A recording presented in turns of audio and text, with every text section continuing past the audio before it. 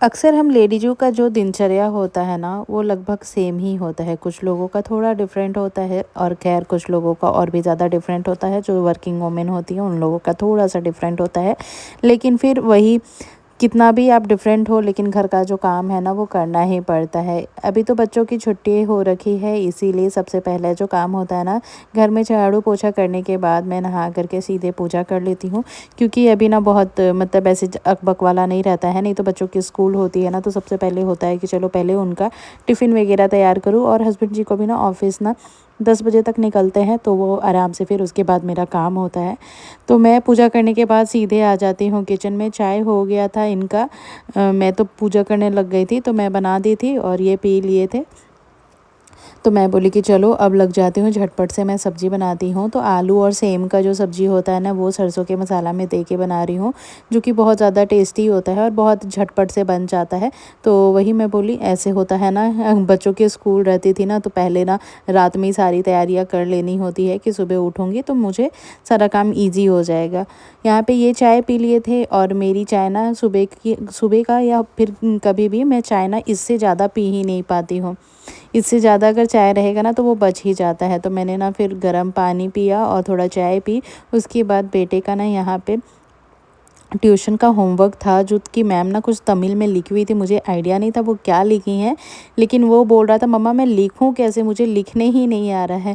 तो मैं भी बोली यार मैम ऐसे डायरेक्ट कैसे दे दी, उनको एटलीस्ट एक एक लेटर लिख करके ना देना चाहिए था, तो वो थोड़ा सा उसे समझ में भी आता कि कैसे लिखना है। तो फिर मुझे खुद नहीं लिखने आ रहा था, फिर भी मैं प्रैक्टिस करी और उसको बताई, देखो इस तरीके से लिखेंगे ना तो हो जाएगा देख देख के। तो मैं दो उसको लिख करके बताई और उसके बाद फिर मैं आ गई हूँ, किचन का काम भी देख रही थी। और वो कुछ नया सीखता है ना, तो आके मुझे दिखाता है या फिर बोलता है, सुनाता है। तो आज मैं ना सुबह में डायरेक्ट दाल चावल और सब्ज़ी ही बना रही हूँ, क्योंकि रोटी बनाना नहीं था। क्योंकि कल खीर भोजन, जैसा कि बिहार में नहाए खाए होता है ना, तो जिस दिन खीर भोजन होती है ना, उस दिन रोटियाँ नहीं बनती है। सिर्फ जिनके घरों में होती है छठ पूजा वही लोग बनाते हैं, ऐसा हम लोगों के साइड में मानते हैं। तो मैं भी बोली कि चलो आज तो मुझे रोटी वगैरह नहीं बनाना था। तो सुबह मैं बच्चों को दूध और चूड़ा दे दी थी खाने के लिए, और मैं कॉर्न बॉयल की थी वही खा ली थी। और इनके लिए भी मतलब वही बोले कि दूध चूड़ा दे दो मुझे, या फिर दही दही चूड़ा मैं इनको दे दी थी। साथ में थोड़ा सा कॉर्न खाए थे और मैं एक कॉर्न खाई, दही चूड़ा ली थी, लेकिन मेरा कॉर्न से ही पेट भर गया था। फिर मैं बोली आराम से फिर ना डायरेक्ट एक ही बार खाना खा लूँगी। बच्चों को मैं देने के लिए चली गई थी, क्योंकि बच्चों का ब्रश वगैरह सब कुछ हो गया था।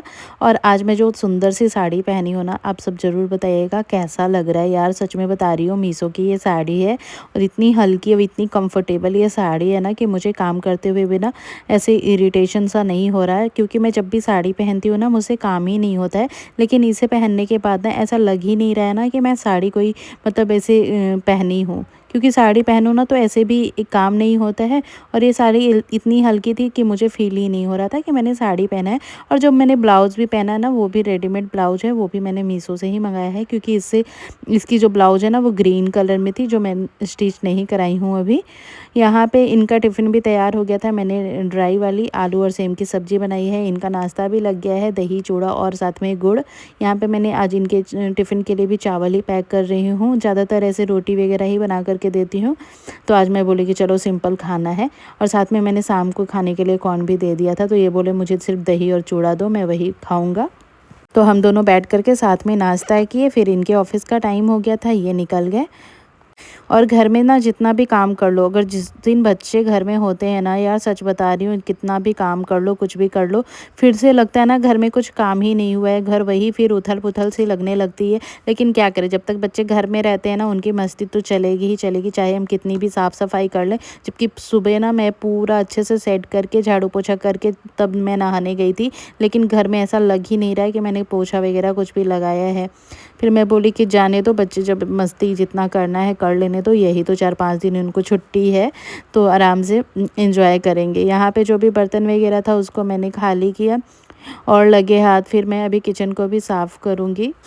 सारा काम पड़ा हो, लेकिन अगर किचन गंदा होता है ना, तो सच बता रही हूँ एकदम अच्छा ही नहीं लगता है। तो मैं बोली एटलीस्ट किचन का जो भी वो है ना रैक है ना उसको साफ़ कर लेती हूँ। उसके बाद फिर क्या है कि अच्छा लगेगा, क्योंकि दाल वगैरह बनाओ ना तो थोड़ा बहुत ना छींटे वगैरह तो कुकर से ना लग ही जाते हैं, मतलब इधर उधर थोड़ा सा पड़ ही जाता है। मैं बोली कि नहीं लगे हाथ कर लूँगी तो ठीक भी रहेगा।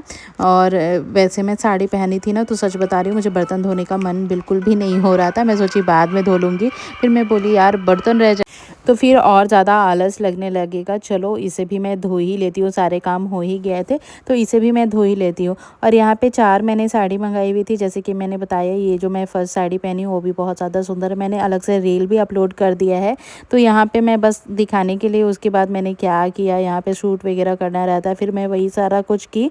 और ये येलो कलर की एक साड़ी थी, एक पिंक कलर की और एक ब्लू, मतलब ये ब्लू पर्पल टाइप की है, ब्लू कलर की है, बहुत ज़्यादा सुंदर।